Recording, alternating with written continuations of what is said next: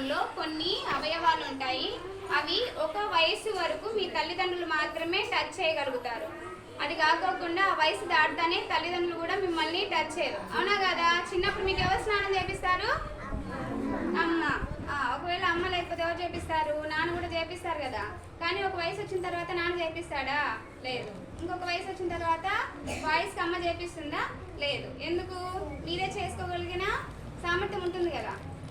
అలాగనే మీరు ఇంటి నుంచి బయట నుంచి ఇంటికి వచ్చేటప్పుడు కానీ, లేదా స్కూల్కి వెళ్ళేటప్పుడు కానీ, లేదా ఎక్కడికైనా ఊర్లోకి వెళ్ళేటప్పుడు కానీ మీ ప్రైవేట్ పార్ట్స్ని ఎవరైనా టచ్ చేసేటప్పుడు మీరు తల్లిదండ్రులకు కానీ, లేదా స్కూల్లో ఉంటే టీచర్స్కి కానీ చెప్పాలి. దానికి సంబంధించింది ఒక రైమ్ అన్నమాట. These are my private parts, private parts, private parts. These are my private parts, private parts. Nobody see them, nobody touch them, nobody feel them.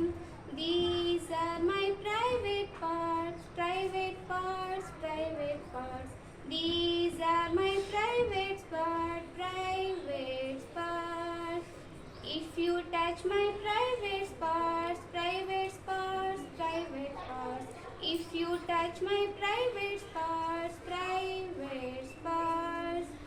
I will tell you my mommy, I will tell my daddy, I will tell my teacher. దీంతో ఏమైంది? అర్థమైంది మీకు? మీ private parts అంటే మీ పెదవుల పైన కానీ రుద్దడము, లేదా మీ chest భాగంలో నిమర్డము, లేదా మీ 2 legs బిట్వీన్ మధ్య కానీ, బ్యాక్ సైడ్ కానీ ఎవరైనా మిమ్మల్ని టచ్ చేసి మీరు అన్కంఫర్టబుల్ అంటే మీకు ఇబ్బందికరంగా మీరు ఫీల్ అయితే మీరు ఏం చేయాలి? వాళ్ళకి నో అని చెప్పాలి. ఫస్ట్ ఏం చెప్పాలి? నో అని చెప్పాలి. అలా కాకోకుండా మీరు నో అని చెప్పినా కూడా వాళ్ళు అలాగనే మిమ్మల్ని అంటే మీకు బాగా తెలిసిన వాళ్ళు కావచ్చు, లేదా బయట వ్యక్తులు కావచ్చు, అలాగనే చేస్తూ ఉంటే ఫస్ట్ మీరు ఎవరితో చెప్పాలి? ఇప్పుడు చెప్పాను కదా, I will tell my mummy. Mummy అంటే ఎవరు? అమ్మ. అమ్మతో చెప్పాలి. I will tell my daddy. ఎవరితో చెప్పాలి? నాన్నతో చెప్పాలి. I will tell my teachers. ఎవరితో చెప్పాలి? టీచర్స్తో చెప్పాలి. ఓకేనా? మీకు అలాగా ఇబ్బంది ఉన్నప్పుడు మీరు గమ్ముగా ఉండకూడదు. ఎవరితో చెప్పాలి? మీ ప్రైవేట్ స్పాట్ పైన ఎవరైనా పొరపాటున తగిలితే ఏం కాదు. ఇప్పుడు మీరు పరిగెత్తుకుంటా ఉంటారు పిల్లలు, పొరపాటున తగిలిన అనుకో తప్ప లేదు.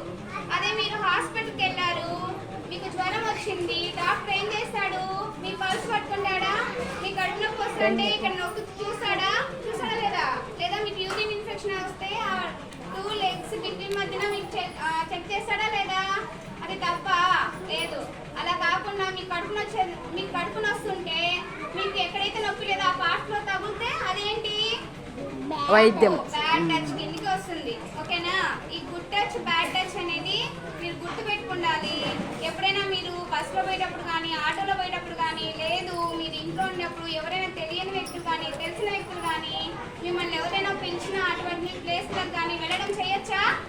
చేయకూడదు. వాళ్ళు టచ్ చేసి ఎంకరేజ్ చేయొచ్చా? చేయకూడదు. ఏం చేయాలి? మీరు ఫస్ట్ నో అని చెప్పాలి. ఏం చెప్పాలి? టచ్ చేయొద్దని చెప్పాలి. మీకు సేఫ్గా ఉన్న ప్లేస్లోకి మీరు ఏం చేయాలి? వెళ్ళిపోవాలి. ఎవరైనా మీకు చాక్లెట్స్ కానీ, బిస్కెట్స్ కానీ, లేదా మీకు ఇష్టమైన వస్తువులు కానీ ఇస్తారు. ఇచ్చి మిమ్మల్ని పిలుచుకొని వెళ్తారా? మీరు తెలియని వ్యక్తులతో వెళ్తారా? వెళ్ళకూడదు. అలాగా పిలిచినప్పుడు మీరు వెళ్తే ఏం చేస్తారు? వాళ్ళు మిమ్మల్ని ఇబ్బందికరమైన పరిస్థితుల్లోకి తీసుకొని వెళ్ళి మిమ్మల్ని ఏం చేయొచ్చు? ఏదో ఒకటి చేయొచ్చు. మీరు బయటకు చెప్తారని మిమ్మల్ని చివరికి ఏం చేయొచ్చు? చంపేను కూడా అవ్వచ్చు. చూడు, చాక్లెట్ కోసమో, బిస్కెట్ కోసమో, వస్తువుల కోసమో మీరు ఆశపడి వెళ్తే ఏమవుతుంది? అలాంటివి జరుగుతాయి అన్నమాట. కాబట్టి తెలియని వ్యక్తులతో కానీ, తెలిసిన వ్యక్తులతో కానీ మీకు సేఫ్టీ లేనప్పుడు మీరు వాళ్ళతో వెళ్ళొచ్చా? వెళ్ళకూడదా? వెళ్ళకూడదు. ఇవి గుర్తుపెట్టుకోవాలి. అలాగనే మీకు లాస్ట్ టైం వచ్చినప్పుడు చైల్డ్ హెల్ప్ లైన్ నెంబర్ చెప్పాను కదా. ఏంటి చైల్డ్